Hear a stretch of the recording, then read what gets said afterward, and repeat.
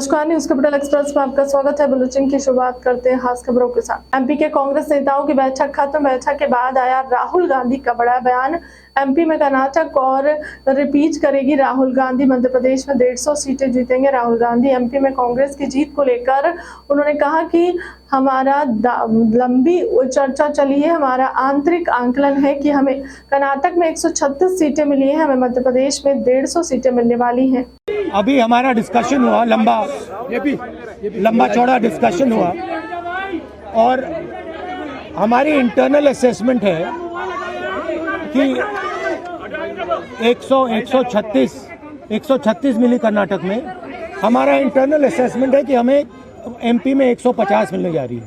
तो कर्नाटक में जो किया उसको हम रिपीट करने जा रहे हैं। Thank you. मन के बहलाने को बाबा ख्याल अच्छा है। भारतीय जनता पार्टी मध्य प्रदेश में 200 से ज्यादा सीटें जीतेंगी। अब उनको ख्याली पुलाव पकाने हैं तो पकाते रहें।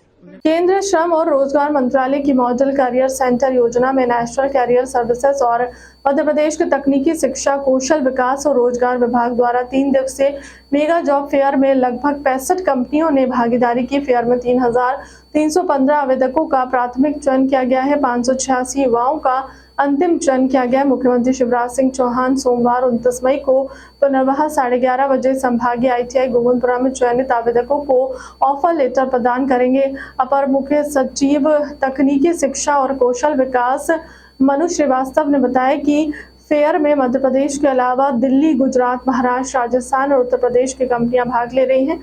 इसमें नियोजक द्वारा कुल 7,586 रिक्तियों की अधिसूचना प्राप्त की गई। निर्धारित में योग्यता 10वीं, 12वीं ITI डिप्लोमा, स्नातक और अन्य सर्टिफिकेट कोर्स शामिल है।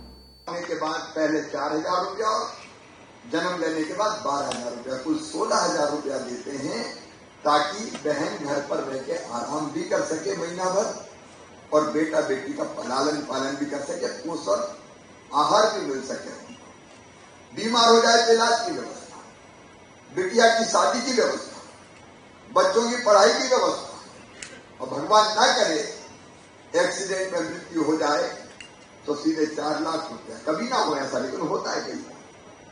सामान्य मृत्यु पे 2 लाख रुपया और अंतिम संस्कार के लिए भी 5,000 रुपया देने की व्यवस्था संबल योजना के अंतर्गत की है। जिंदगी में कहीं कठिनाई का अनुभव ना हो, हमारी जिंदगी कैसे सरल बने, आसान बने, इसके लिए लगातार प्रयास किए जा रहे हैं।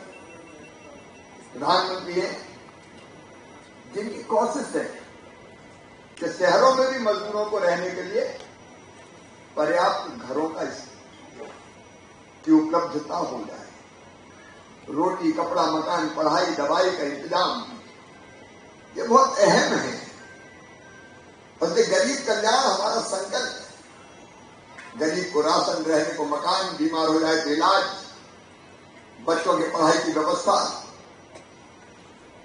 एक नहीं अनेकों चीजें, ताकि गरीब की जिंदगी भी आसान बने। आज मैं मेगा जॉब फेयर के लिए और श्रमिक चौपाल के लिए भूपेंद्र जी पधारे हैं, उनको बहुत बहुत धन्यवाद देता हूं। वो बहुत करुणाशील मस्तिष्क के धनी है, लगातार नया सोचते, नया करते हैं, और इसलिए हमारी मांगने की इतनी तैयारी नहीं थी जितनी उनकी देने की तैयारी। ये भी आभार व्यक्त करता हूं जिनने रोजगार के अवसर उपलब्ध कराए। एक हमने मध्य प्रदेश का अभियान चलाया हुआ, अगस्त तक 1 लाख शासकीय नौकरियों के माध्यम से रोजगार दे देंगे। लगातार 60,000 बच्चों को लगभग मिल चुका है, 40,000 को और मिलेगा, और जैसे वो पूरी हो जाएगी तो अगले 50,000 के लिए फिर हम इंटरव्यू शुरू कर देंगे। तो पढ़ाई लिखाई करनी तो शासकीय सेवा में भी अवसर मिले, लेकिन हम जानते हैं शासकीय सेवा से सबको रोजगार नहीं मिल सकता। एक बड़ी चीज है स्किल्ड मैन पावर, निवेश आएगा, उद्योग आएंगे। देखिए एक चीज दुनिया में आप देखिए, भारत आज दुनिया की सबसे ज्यादा जनसंख्या वाला देश है। आप सब जानते हैं 140 करोड़ की आबादी का देश चीन को हमने पीछे छोड़ दिया। अब कई लोग इस आबादी को समझ समस्या मानते हैं, लेकिन हम समस्या नहीं मानते। सबसे ज्यादा युवा आबादी भारत में है, हम इसी को ताकत बनाने के पक्षधर हैं। प्रधानमंत्री कहते हैं इसी को ताकत बनाए, और ये ताकत बनेगी तब जब इनके हाथों में हुनर आएगा। शिक्षा के कई आयाम हैं, लेकिन एक है कौशल विकास। पढ़ने लिखने के बाद रोजगार तो मिल जाए, ज्ञान देना, नागरिकता के संस्कार देना और कौशल देना। तो मुझे बताती खुशी है कि प्रधानमंत्री जी के मंशा के अनुरूप हम अपनी ITI का पूरी तरह से काया पलट करना, 10 संभागीय ITI में पूरी तरह से उनको बदलने का हम काम कर रहे हैं। अलग अलग तरह के ट्रेड्स, अब ये 2-3 ट्रेड से काम नहीं चलेगा, जो आज की जरूरत के हिसाब से जाएंगे तो काम सीखने के बदले उनको 8,000 रुपया महीना दिए जाएंगे। काम सीखने के 8,000 रुपया, जो 12वीं पास हो उनको 8,000, ITI और 12वीं को 8,000, ग्रेजुएशन जिनने किया 9,000, और जो पोस्ट ग्रेजुएट है या टेक्निकली कहीं और कोई शिक्षा प्राप्त किए उनको 10,000 रुपया महीना। अब एक तरफ काम को सीखेंगे, लेकिन काम सीखने की अवधि में उनको दाम भी मिलेगा, कमाई भी होगी, और काम सीख के या तो परमानेंट उनको जॉब मिल जाएगा, वही जहां काम सीखा है, या फिर वो और कहीं जाके काम करेंगे। हम ये भी कोशिश कर रहे हैं। देखिए, देश में भी रोजगार के अवसर है, लेकिन दुनिया में भी बहुत रोजगार के अवसर है। दुनिया के कई देशों की आबादी घट रही है, उनकी पॉपुलेशन बूढ़ी हो रही है, उनको काम करने लोग चाहिए। तो हम ऐसे भी ट्रेन करेंगे बच्चों को, केवल मध्य प्रदेश में नहीं, अगर वो बाहर भी काम सीखेंगे तो भी हम पैसा देंगे और ट्रेनिंग ऐसी देंगे कि देश के साथ साथ दुनिया में भी अगर जरूरत हो तो भावी रोजगार उनको मिल सके। जितनी संभावनाएं रोजगार की हो सकती है, उन सब संभावनाओं का दोहन करना है। आज मेगा जॉब फेयर के माध्यम से भी रोजगार मिल रहा है। रोजगार के माध्यम और कौन कौन से हो सकते हैं? अब दुनिया में कई देश ऐसे हैं। कल माननीय प्रधानमंत्री जी बता रहे थे जब मुख्यमंत्रियों की बैठक थी कि कई जगह खेती करने के लिए ट्रेंड लोग थे, कई जगह नर्सिंग के क्षेत्र में काम करने वाली बेटियां थी। अलग अलग जरूरतें हैं, तो वैसी ट्रेंड लेकर ट्रेंड करना और बच्चों को रोजगार दिलाना, इस अभियान में हम लगातार लगे हैं। माननीय प्रधानमंत्री जी के नेतृत्व में श्रम विभाग की भी हमारी कई योजनाएं हैं। एक बहुत अच्छी योजना है श्रमोदय विद्यालय हमारे। हमने 4 श्रमोदय विद्यालय प्रारंभ किए मध्य प्रदेश में। उसमें केवल मजदूरों के बच्चे पढ़ते हैं, कोई जाति के हों, कोई वर्ग के, केवल मजदूरों के बच्चे और पढ़ते हैं। मतलब उनके रहने की व्यवस्था, वहीं हॉस्टल, भोजन, किताबें, कापी, सारी व्यवस्था, और बहुत अच्छे चल रहे हैं, परिणाम भी बहुत अच्छे आ रहे हैं। मजदूर की जिंदगी बेहतर बने, इसे अनेकों तरह की योजना प्रधानमंत्री जी के नेतृत्व में चल रही है।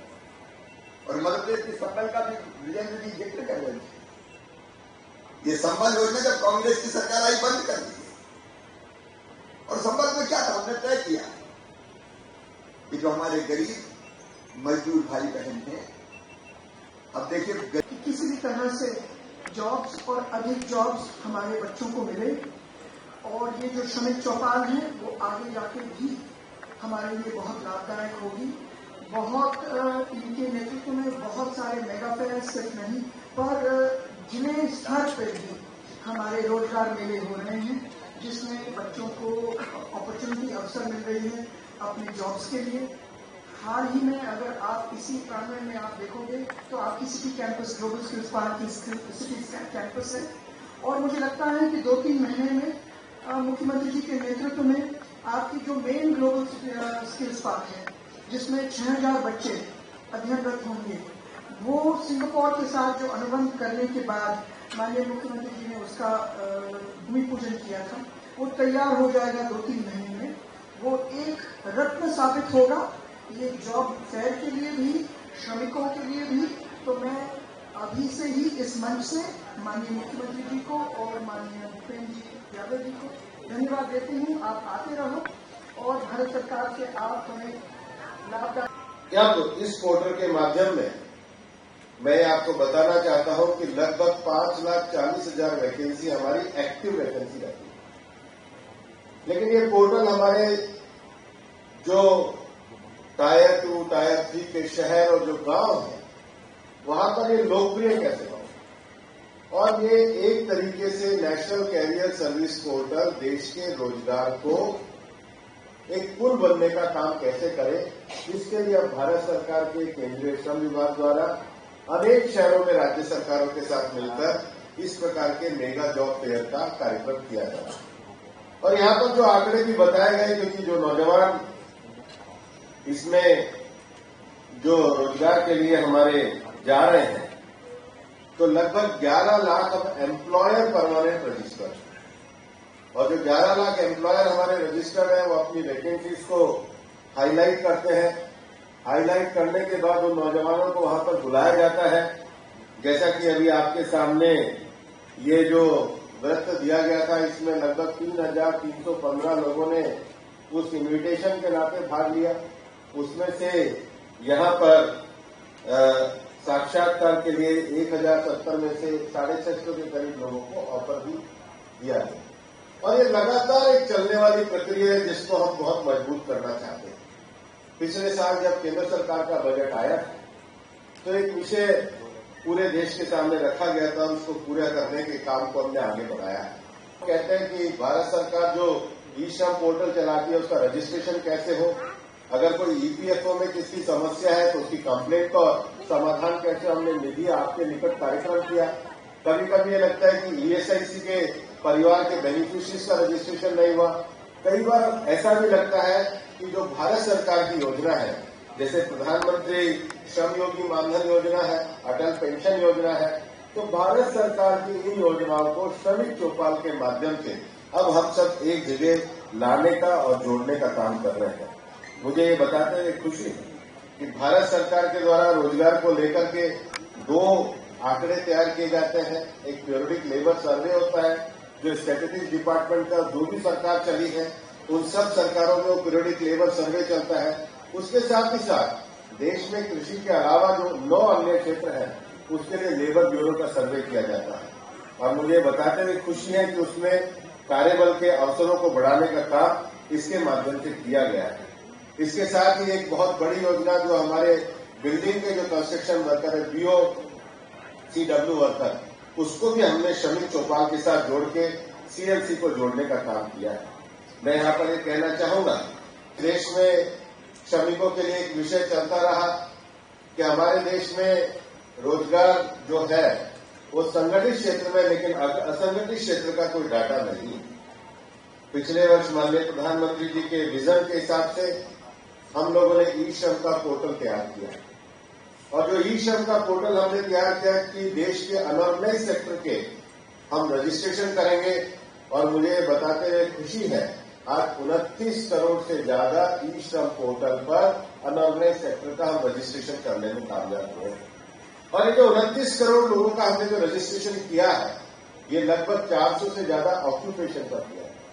कई बार हमें लगता है कि केवल ड्राइवर चाहिए, लेकिन बड़ी हाइड्रोलिक मशीन का ड्राइवर अलग है, क्रेन का ड्राइवर अलग है, कार का ड्राइवर अलग है, कमर्शियल व्हीकल का ड्राइवर अलग है। कभी कभी हमें लगता है हॉर्टिकल्चर में लोग चाहिए, लेकिन कॉफी प्लांटेशन के लिए अलग किस्म के हैं, सेब प्लांटेशन के लिए अलग किस्म से है, टी प्लांटेशन के लिए अलग किस्म से है। देश में जो रोजगार की जो अलग अलग तरह के ऑक्यूपेशन है, उस सारे ऑक्यूपेशन को अकेले मेडिकल क्षेत्र में लगभग 23 से ज्यादा ऑक्यूपेशन को हम लोगों ने इससे रजिस्ट्रेशन करने का काम किया है। और भारत सरकार ने 4 विभागों के जो पोर्टल्स हैं इनको एकीकृत करने का भी काम किया है, क्योंकि हमारा करना चाहूंगा कि आज सुबह हमारे श्रम विभाग के ESIC की एक कार्यकारी बैठक थी। हमने उनसे आग्रह किया था कि ESIC के पीतमपुरा में, जबलपुर में नए हम 100 बेड के अस्पताल खोलना चाहते हैं। मध्य प्रदेश में और नई 12 डिस्पेंसरी खोलना चाहते हैं और उन्होंने बड़े सहजता से मध्य प्रदेश सरकार की ओर से उसके भूमि आवंटन से लेकर सभी प्रक्रियाओं को बहुत तेजी से करने का जो आज निर्देश दिया, हम ये विश्वास व्यक्त करते हैं माननीय मुख्यमंत्री जी कि भारत सरकार की जो गरीब कल्याण के लिए ईएसआईसी की एक बड़ी मेडिकल स्कीम चलती है, दुनिया भर की जो सबसे बड़ी मेडिकल स्कीम इस मायने में मानी जाती है कि मजदूरों का इलाज में कितना ही खर्चा हो इस स्कीम के द्वारा वहन किया जाता है और आपने उस स्कीम को और सुदृढ़ बनाने के लिए आज एक बहुत अच्छे निर्देश दिए और उसके साथ ही साथ ईएसआईएस के जो 2 अस्पताल भोपाल में और नागदा में जो चल रहे हैं उसको भी आपने ईएसआईसी के द्वारा अच्छी तरह से उसको क्रमोन्नत करने का भी आपने आदेश पारित किया। मैं विभाग की ओर से आपका आभार व्यक्त सहयोग से ही प्रधानमंत्री नरेंद्र मोदी के 9 साल के कार्यकाल पूर्ण होने पर पूरे देश में बीजेपी द्वारा प्रेस वार्ता का आयोजन किया गया। इसी कड़ी में आज भोपाल के कुशाभाऊ ठाकरे हाल ही में मीडिया संवाद कार्यक्रम किया गया है। कार्यक्रम में मुख्यमंत्री शिवराज सिंह चौहान, केंद्रीय मंत्री भूपेंद्र यादव और प्रदेश अध्यक्ष बीडी शर्मा शामिल हुए। पत्रकार संवाद में प्रधानमंत्री नरेंद्र मोदी द्वारा 9 साल में किए गए कार्य के विषय में बताया गया। केंद्रीय मंत्री भूपेंद्र मीडियम संवाद कार्यक्रम पत्रकार वार्ता में पत्रकारों से चर्चा में कहा कि एक समय माना जाता है कि एक चीज कब शुरू हुई है कब पूरी होगी, मगर आज प्रधानमंत्री नरेंद्र मोदी के नेतृत्व भारत के 9 वर्षों में कार्य समय से ही शुरू हुआ है और समय पर पूरा भी होने के साथ अंतिम पंक्ति के व्यक्ति तक योजना को पहुंचाया। प्रधानमंत्री ने देश के गरीबों को डिग्रीट देने का काम किया है। पहले 1 रुपए में 85 पैसा ऊपर रुक जाता था, आज 10 करोड़ किसानों को राशि दी है। बीच में कोई ब्यूरोक्रेसी नहीं होती है, सीधा किसानों के खातों में जाता है। देश के सभी गरीबों तक वैक्सीन का टीका पहुंचाए हैं। सभी का साथ सबका विकास है। आज मीडिया संवाद के कार्यक्रम में भारतीय जनता पार्टी मध्य प्रदेश ने सभी हमारे सम्मानित पत्रकार प्रबुद्ध लोगों को सबको बुलाया था। केंद्र की सरकार माननीय प्रधानमंत्री मोदी जी के नेतृत्व में 9 वर्ष सेवा सुशासन और गरीब कल्याण के इन 9 वर्षों के ऊपर आज हमारे पत्रकार मित्रों के सामने सारे विषय को प्रस्तुत किया है।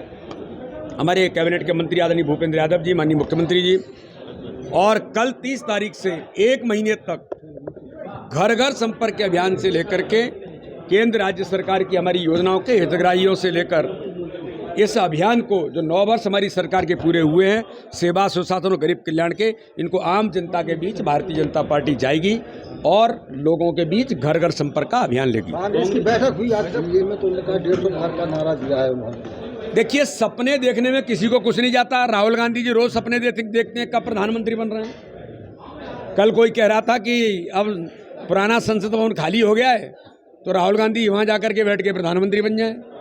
अरे सपने कोई भी देख सकता है। राहुल गांधी जी इतने भ्रम में क्यों हैं? ये मध्य प्रदेश है और मध्य प्रदेश के अंदर विकास और भारतीय जनता पार्टी ये एक दूसरे के प्रतिरूप हैं। देश के अंदर माननीय प्रधानमंत्री मोदी जी के नेतृत्व में आज दुनिया जिन्हें स्वीकारोक्ति मात्र नहीं दे रही, दुनिया भारत के नेतृत्व पर विश्वास कर रही है। और मध्य प्रदेश के अंदर हमारे मुख्यमंत्री जी के नेतृत्व में जो गरीब कल्याण का काम हुआ है, मध्य प्रदेश में विकास का मॉडल जो प्रस्तुत किया है, इसके आधार पर आगामी आने वाला 2023 और 24 का चुनाव भारतीय जनता पार्टी के कार्यकर्ताओं के संगठन की ताकत के बल पर बूथ बूथ पर हम इतिहास बनाएंगे। अब की बार 200 पार का नारा पूरा करेंगे। राहुल गांधी जी, याद दिलाना चाहता हूं, मध्य प्रदेश गुजरात का बॉर्डर है, मध्य प्रदेश उत्तर प्रदेश का बॉर्डर है। जहां गुजरात में आपको जमानतें जब्त हो गई, आपको कैंडिडेट नहीं मिले, यूपी के अंदर आप नेस्तनाबूत हो गए, तो मध्य प्रदेश घुसिए, पर भ्रम में मत रहिए। जो दुरावस्था का दौर 2003 में आपने किया था, जो 15 महीने में कमलनाथ की नेतृत्व की सरकार ने हर गरीब के हक और अधिकार को छीना था, भारतीय जनता पार्टी तत्पर है और 2023 के चुनाव में इतिहास बनाने का काम करेगी। सर, आज प्रधानमंत्री नरेंद्र मोदी के 9 साल के कार्यकाल को लेकर बड़े प्रेजेंटेशन हुआ है सर। क्या मानते हैं सर कि 9 साल में भारत की दिशा और दशा दोनों बदली है सर? क्या आपने अभी देखा कि जिस तरीके से देश के प्रधानमंत्री आदरणीय नरेंद्र मोदी जी के नेतृत्व में 9 साल में जो काम हुए, भारत दुनिया में एक नई साख बनाकर उभरा है। चाहे हम देश की अर्थव्यवस्था की हम बात करें, चाहे कोविड जैसे संकट के दौर में मोदी जी के नेतृत्व में भारत में जो वैक्सीनेशन किया गया फ्री ऑफ कास्ट, भारतीय नहीं दुनिया के अन्य 100 देशों के लिए भी वैक्सीन भारत ने उपलब्ध कराई है। और आज G20 की अध्यक्षता जो हमारे विकसित कंट्रियां हैं उनकी अध्यक्षता का मुख्यमंत्री के हमारे मध्य प्रदेश में भी कई उसकी मीटिंग हुई और देश के प्रधानमंत्री जी के नेतृत्व में आज भारत प्रगति की ओर बढ़ रहा है। आप कई योजनाओं के बारे में जैसा कि अभी आपके सामने ही यहाँ पर उल्लेख किया गया है, चाहे हम प्रधानमंत्री आवास बनाने की बात करें, चाहे जल जीवन मिशन की बात करें, चाहे उज्ज्वला गैस कनेक्शन की हम बात करें और चाहे किसानों के लिए किसान सम्मान देने की बात करें, हर वर्ग का गरीबों के कल्याण, सुशासन और जैसा कि समय पर जो डिजिटलाइजेशन की बात की गई, जो भी पैसा सैंक्शन किया जाता है सीधे जो योजना के लाभार्थी होते हैं उनके खातों में डिलीवर होता है और समय पर होता है। इसलिए मध्य प्रदेश में भी और पूरे भारत में मोदी जी के नेतृत्व में आज भारत आगे बढ़ रहा है। सर एक बात वहाँ से कि 136 से ऊपर का जो आंकड़ा है वो कांग्रेस छू लेंगे? नहीं, ये देखिए सपने हैं, ये सपने देखना वो कांग्रेस सपने देखती है।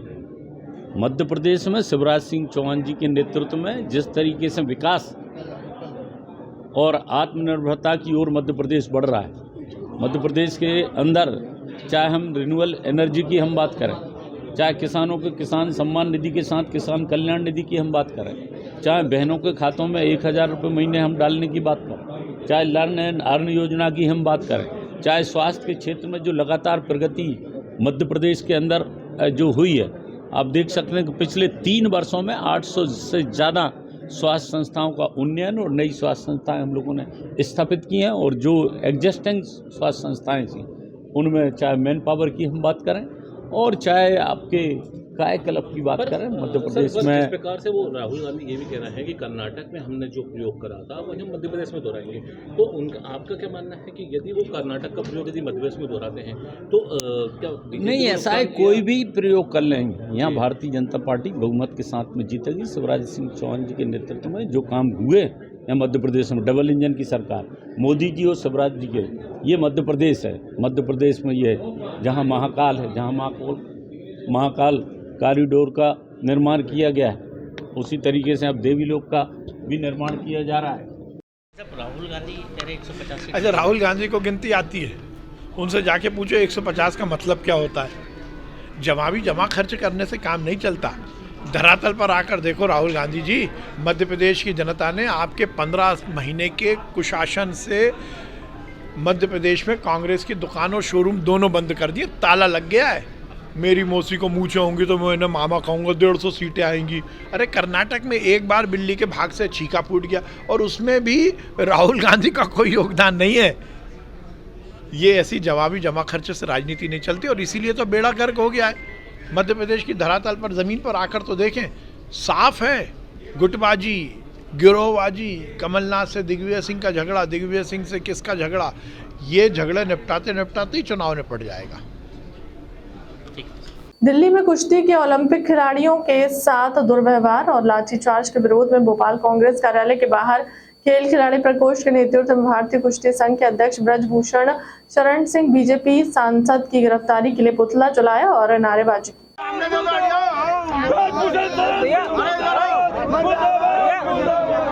अरे साइड से तो जाओ। ब्रजभूषण शरण सिंह मुर्दाबाद। यार अरे खिलाड़ियों के सम्मान में कांग्रेस मैदान में, खिलाड़ियों के सम्मान में कांग्रेस मैदान में। मोदी तेरी तानाशाही नहीं चलेगी, नहीं चलेगी। मोदी तेरी तानाशाही नहीं चलेगी, नहीं चलेगी। मुर्दाबाद, मुर्दाबाद, मुर्दाबाद। थोड़ी जगह देना भाई। मुर्दाबाद, मुर्दाबाद, मुर्दाबाद।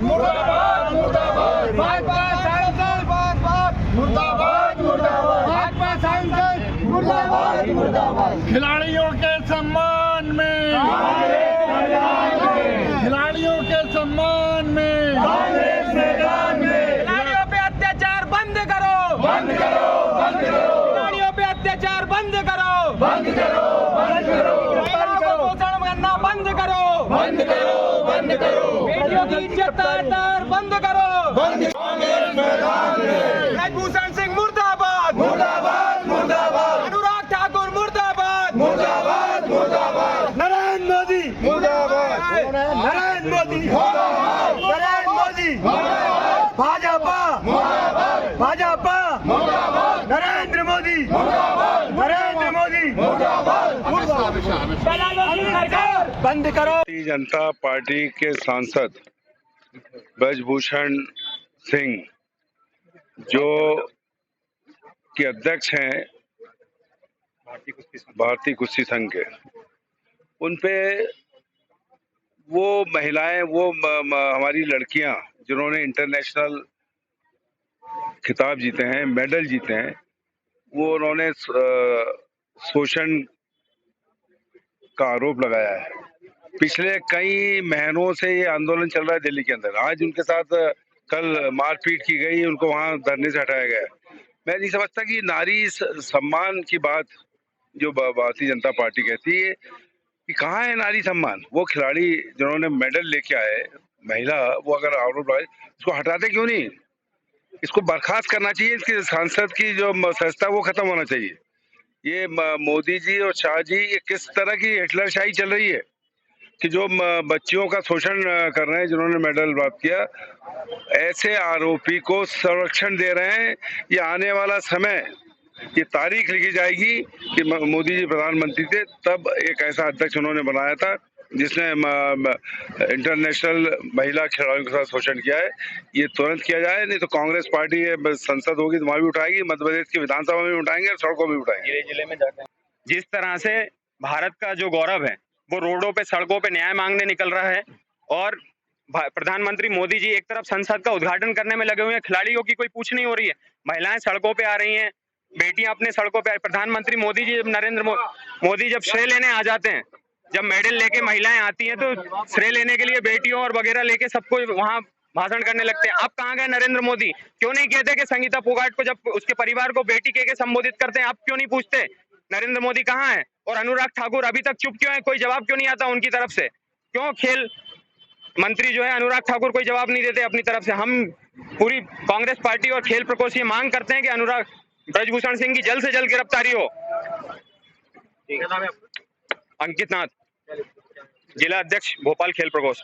मध्य प्रदेश कांग्रेस कमेटी के मीडिया विभाग के अध्यक्ष के मिश्रा ने आज प्रदेश कांग्रेस कार्यालय में पत्रकार वार्ता के दौरान महाकाल लोक में मात्र 30 किलोमीटर प्रति घंटा की रफ्तार से चली हवाओं के बाद वहां कमल के फूल में विराजित सप्तऋषियों की 6 मूर्तियां गिराकर खंडित हो गई हैं, जो अशुभ और महाकाल लोक में हुआ महाघोटाला निरूपित करते हुए कहा कि मंगलवार 30 मई को प्रदेश कांग्रेस कमेटी के अध्यक्ष कमलनाथ द्वारा घोषित जांच समिति, इसके सदस्य सज्जन सिंह वर्मा, रामलाल मालवीय, महेश परमार, मुरली मोरवाल, दिलीप गुर्जर, श्रीमती शोभा ओझा और के मिश्रा हैं। यह समिति घटनास्थल पहुंचेगी, मौका मुआयना करेगी और आवश्यक हुआ तो मुख्यमंत्री सहित जिम्मेदार भ्रष्ट अधिकारियों के विरुद्ध एफआईआर दर्ज कराने में भी कोताही नहीं बरतेगी। उन्होंने कहा कि जब महाकाल लोक के पुनर्निर्माण का श्रेय आदि मुख्यमंत्री शिवराज सिंह चौहान ले रहे हैं तो जिम्मेदारों और भ्रष्टों को दिए गए संरक्षण से वे कैसे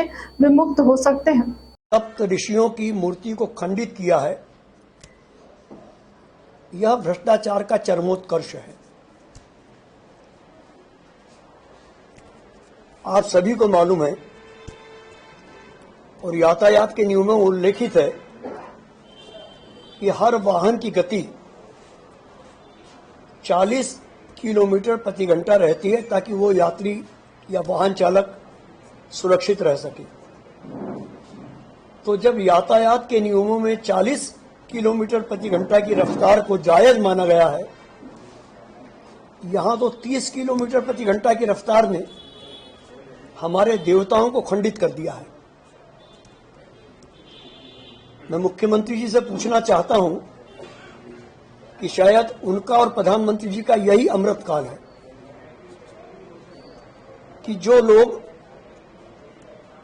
भगवान को भी धोखा दे रहे हैं, वे इंसान को क्या छोड़ेंगे। और मैं दावे के साथ कहता हूं कि जिन जिन लोगों ने महाकौर लोग के अलावा धर्म से जुड़े जितने मसलों में भ्रष्टाचार किया है, पैसा खाया है, उन्हें कई पीढ़ियों तक भुगतना पड़ेगा। और कल महाकाल लोक में कमल में विराजित जिस तरह सप्तसंगी ऋषि खंडित हुए हैं, 5 माह बाद मध्य प्रदेश में कमल भी वैसा ही खंडित होगा, क्योंकि भ्रष्टाचार की सारी सीमाएं सरकार लांघ चुकी है। इसे संयोग कहें तो बेहतर होगा कि 11 अक्टूबर 2022 को भ्रष्टाचार की नींव में निर्मित जिस महाकाल लोक का उद्घाटन माननीय प्रधानमंत्री जी ने किया था, मात्र 7 महीने में उस भ्रष्टाचार की तस्वीर प्रदेश की नहीं विश्व की जनता ने देखी है। क्योंकि प्रधानमंत्री जी ने ही अपने शब्दों में कहा था, और यह बात सत्य है, कि महाकाल विश्वव्यापी हैं, अंतर्यामी हैं, और देश विदेश में करोड़ों उनके भक्त आज भी महाकाल दर्शन करने प्रशासक बना रखा है। ऐसा क्यों? क्या ईमानदार अधिकारी इस मध्य प्रदेश में नहीं है?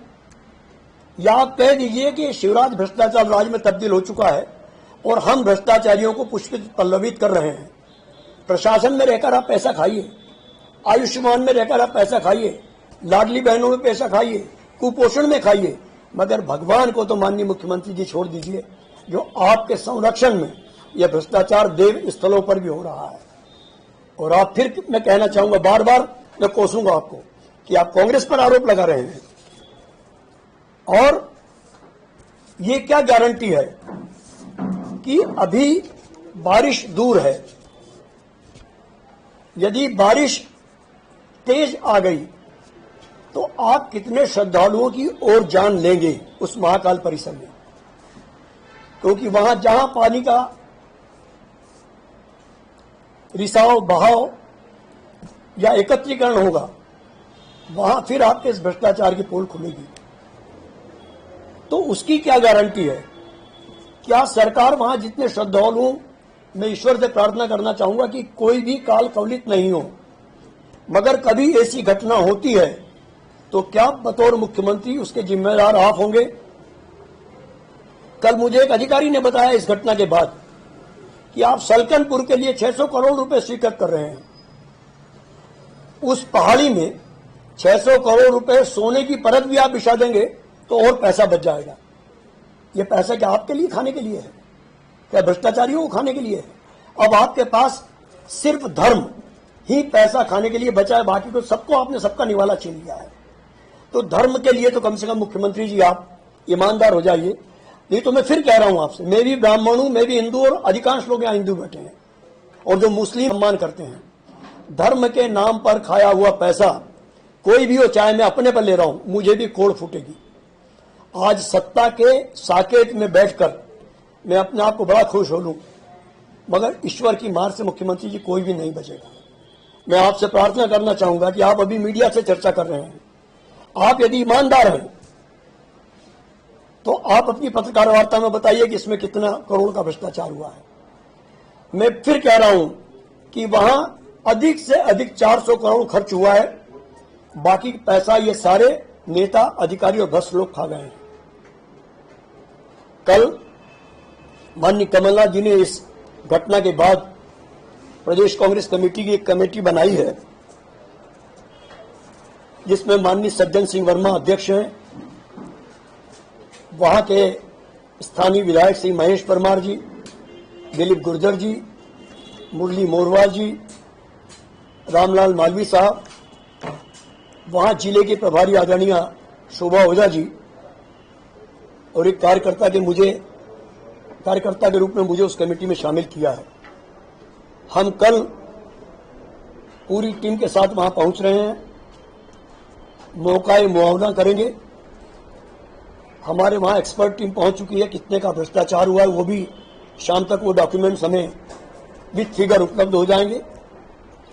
उसके बाद हम लोग माननीय कमलनाथ जी को वहां मीडिया से चर्चा करने के बाद एक रिपोर्ट देंगे और आवश्यक हुआ तो मुख्यमंत्री सहित उनकी जिम्मेदार भ्रष्ट टीम के खिलाफ हम लोग एफआईआर दर्ज कराने में भी कोई कोताही नहीं बरतेंगे, क्योंकि यदि आप महाकाल लोक का श्रेय लेकर मर्यादा पुरुषोत्तम के बाद आप ही अपने आप को समझ रहे हैं कि मैं ही खुदा हूं, चूंकि मां शिप्रा महाकाल से सटी हुई हैं, बहती हुई दिखाई देती हैं, उन्हीं के जल का बाबा महाकाल को अभिषेक होता है।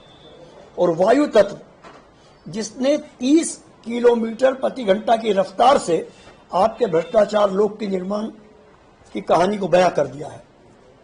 आपको बताना होगा, कांग्रेस पर आरोप लगाकर आप इस भ्रष्टाचार से मुक्त नहीं हो सकते हैं। आपके तमाम दबावों के बावजूद हमारे कांग्रेस के विधायक श्री महेश परमार जी ने लोकायुक्त को इसकी शिकायत की थी। लोकायुक्त ने उस शिकायत को सही पाया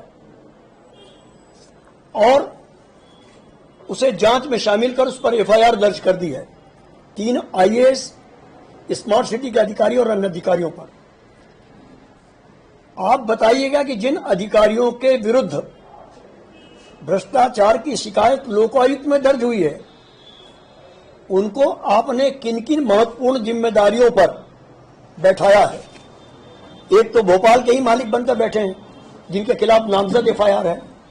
तो ऐसे भ्रष्ट अधिकारियों से क्या आपकी व्यावसायिक भागीदारी है कि उन्हें आप भ्रष्टाचार करने के बाद प्रताड़ित नहीं, उन्हें पुरस्कृत कर रहे हैं? इसके पीछे क्या लॉजिक है, ये आपको बताना होगा। ये कांग्रेस नहीं, प्रदेश के हर धर्मालु के जहन में यह सवाल उठ रहे हैं कि वो भ्रष्ट आपके आंगन की तुलसी क्यों बने हुए हैं। कितने भ्रष्ट अधिकारी हैं? पिछले 10 सालों के मैं रिकॉर्ड दे सकता हूं आपको कि जो लोग या जो अधिकारी भ्रष्टाचार में लिप्त हैं या जो आरएसएस के थे, उनको आपने भोपाल में सड़क सुरक्षा संबंधी पहली 3 दिवसीय विजन 0 समिट का शुभारंभ गृह मंत्री डॉक्टर नरोत्तम मिश्रा के मुख्य आतिथ्य में समिट को पुलिस महानिदेशक सुधीर सक्सेना, परिवहन आयुक्त SK झा, निदेशक मैनिट उमर रमाशंकर वर्मा ने संबोधित किया। सड़क सुरक्षा में होने वाली मृत्यु और गंभीर चोटों को खत्म करने के लिए देश के शोधकर्ताओं, नीति निर्माताओं और चिकित्सकों के साथ आवश्यक रणनीति बनाने के लिए की जा रही है समिट। मैं मानता हूं कि इस लघु भारत में जो पूरे देश के लोग आए हुए हैं, इस मंथन में से अमृत जरूर निकलेगा और जो सड़क हादसे उनमें कोई नियंत्रण होगा, एक निष्कर्ष पे हम आए। इस तरह से रणनीति प्रारंभ हुई है और लगातार बनेगी। सर, राहुल गांधी जी कह रहे हैं कि 150 पार जा रहे हैं इस बार मध्य प्रदेश में, सरकार बना। इसे दिवा स्वप्न कहते हैं। कहा था उनने कर्जा माफी का भी था, बेरोजगारी भत्ते का भी था। जो हश्र उनके उन वादों का हुआ, वही हश्र उनकी इस बात का होगा। सर, सड़क हादसे में मौतों की संख्या मध्य प्रदेश में सबसे ज्यादा है, उसको कंट्रोल करने के लिए इसलिए तो मध्य प्रदेश चुना गया है कि यहाँ पर बारीकी से मंथन हो, अध्ययन हो, चिंतन हो और उसके बाद निष्कर्ष पे आए। क्या लगता है सख्त कानून बनाने की जरूरत है, कुछ और सख्ती लाने की? मैंने बोला है कि इसके लिए 2-3 पॉइंट ऐसे निकालना चाहिए, फ्लैक्स स्कीम निकालनी चाहिए, जैसे नशे के ऊपर, जैसे मोबाइल पर बात करते हैं, जैसे गवर्नर मानना, ऐसे 3-4 विषय रखना चाहिए। और भी निकलेंगे, मेरे अकेले की सोच से क्या होगा। सर, जो डबल हेलमेट वाला नियम है वो कब से उस पर सख्ती होगी? बस ये 2-3 दिन में निष्कर्ष आ जाने दो। सर, शाम को बीजेपी की बैठक भी है, क्या मुद्दे हैं सर? किस एजेंडे पर बैठक? बीजेपी का मुद्दा विकास होता है, बीजेपी का मुद्दा मध्य प्रदेश में नवाचार होता है और आने वाला चुनाव होता है। तीनों एक साथ होंगे। भारतवर्ष में प्रत्येक वर्ष तकरीबन 1.5 लाख लोग अपनी जान गंवा देते हैं और मैं चूँकि परिवहन विशेषज्ञ के रूप में मेरिट में पढ़ाता हूँ और ये मेरा सड़क सुरक्षा मेरा मूल कार्यक्षेत्र भी है। तो मैंने इस मुहिम को उठाया कि सड़कों को सुरक्षित बनाने के लिए एक अध्यापक क्या कर सकता है। अनुसंधान और शोध का बहुत बड़ा योगदान रहा है और जब भी सामाजिक बदलाव हुए हैं तो अध्यापक की एक अग्रणी भूमिका रही है। इसको देखते हुए मैंने पीटीआरआई, परिवहन विभाग, मध्य प्रदेश शासन की अन्य एजेंसियों के पास ये प्रस्ताव रखा कि क्यों ना सड़क सुरक्षा से जुड़ी सभी एजेंसियों की जो भारतवर्ष में काम कर रही हैं उनको बुला करके एक सम्मेलन किया जाए, लोगों की गलतियों से सीखा जाए, उनके अनुभवों से कुछ हम जाना जाए और विभिन्न प्रतिष्ठित संस्थानों में जैसे IITs, IISCs, NITs, SPAs, AIIMS, इनमें जो फैकल्टीज़ जो अध्यापक काम कर रहे हैं सड़क सुरक्षा के क्षेत्र में, उनको क्यों ना हम बुलाकर यहाँ पर पूछें, जानें कि वो क्या कर रहे हैं, उनके क्या परिणाम निकल रहे हैं, ताकि जो एडमिनिस्ट्रेटर्स हैं, पॉलिसी मेकर्स हैं, प्रशासक हैं, नीति निर्धारण करने वाले लोग हैं, उनको ये जानकारी मिले कि वास्तविकता में क्या करने से सड़कों पर बदलाव दिखेगा। जो हमारे अनुभव हैं उनको हम आज इस मंच से लोगों के साझा करेंगे और 3 दिवसीय इस सम्मेलन में भारत के प्रत्येक भूखंड से हमारे प्रतिस्पर्धी आए हैं। और नहीं, सड़क सुरक्षा सर अगर आप देखें, अपन कहते हैं कि सबसे बड़ी दिक्कत क्या है, आतंकवाद है और कोविड है। हम कहते हैं कि सड़क सुरक्षा में रोज़ जो है इतने लोग मर रहे हैं, साल में 1.5 लाख लोग मर रहे हैं। इन त्रासदी को हम रोक सकते हैं, मतलब ऐसा नहीं है कि ये त्रासदी रुक नहीं सकती है, बस छोटे छोटे प्रयासों से इस त्रासदी को रोका जा सकता है, 1.5 लाख लोगों को बचाया जा सकता है। तो क्या हमारे ये प्रयास नहीं होने चाहिए कि अपन 1-2, अगर मैं कहता हूँ कि अगर मेरे इस सम्मेलन से एक भी लोगों की जान बच पाई, एक व्यक्ति की जान भी बच पाई, तो मैं इस सम्मेलन को बिल्कुल सफल मानूंगा। इतने लोगों को हमने बुलाया, यहाँ एक बातचीत कर रहे हैं, अगर एक व्यक्ति की जान भी सेंसिटाइजेशन के थ्रू या किसी भी माध्यम से बचा पाए तो हम सम्मेलन को सफल मानेंगे। क्या मंथन निकला है कि सबसे ज्यादा अभी तो मंत्री भूपेंद्र सिंह की मांग पर पथ विक्रेताओं को मुख्यमंत्री ने दी बड़ी राहत। पथ विक्रेताओं, ठेला चालक और रेहड़ी वालों से नहीं होगी रोज वसूली, यह वसूली तत्काल प्रभाव से बंद की जाएगी। मुख्यमंत्री पथ विक्रेताओं को सिर्फ एक बार नगरीय निकाय में करना होगा रजिस्ट्रेशन। नगरीय विकास और आवास मंत्री भूपेंद्र सिंह ने मुख्यमंत्री से की थी नियमों की सरलीकरण की मांग।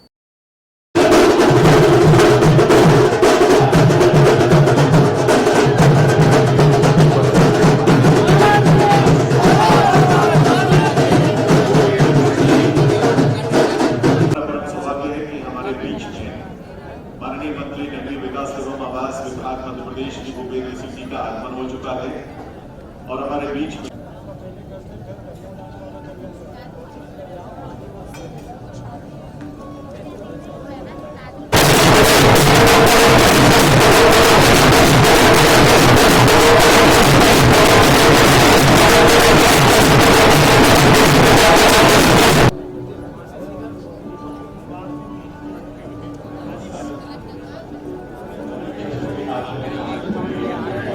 सुसनेर निप्र इमली चौराहा पीड़ावा रोड पर स्थित मंसूरी समाज का कब्रिस्तान स्थित है। इस कब्रिस्तान के वॉल बाउंड्री का शिलान्यास क्षेत्र के विधायक राणा विक्रम सिंह ने किया। राणा ने शिलान्यास के पूर्व गेबी शाहवाली की दरगाह पर चादर चढ़ाई। चादर चढ़ा जाने के बाद शिलान्यास के इस अवसर पर नगर पंचायत अध्यक्ष प्रतिनिधि राहुल सिसोदिया, नगर पंचायत उपाध्यक्ष प्रतिनिधि राकेश खूपवाला, पार्षद दिलीप जैन, संगारा खेड़ी, राणा प्रथम पाल सिंह, पार्षद प्रतिनिधि जुगल किशोर परमार, फकीर मोहम्मद, पिताजी मंसूर समाज के अध्यक्ष आरिफ मंसूर, फहीम मोहम्मद मंसूरी, वली मोहम्मद मंसूरी, सलाम भाई मंसूरी, मजीद भाई मंसूरी, इसराइल भाई मंसूरी, कबाड़ी अनवर भाई मंसूरी, हाजी छोटू भाई मंसूरी, निजाम मोहम्मद मंसूरी सहित मंसूरी समाज के लोग मौजूद।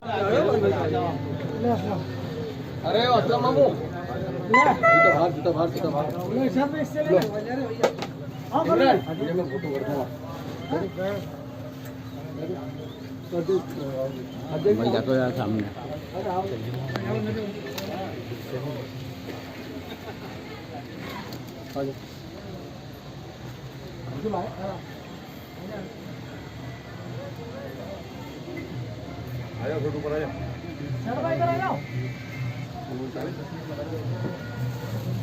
दिलीप भैया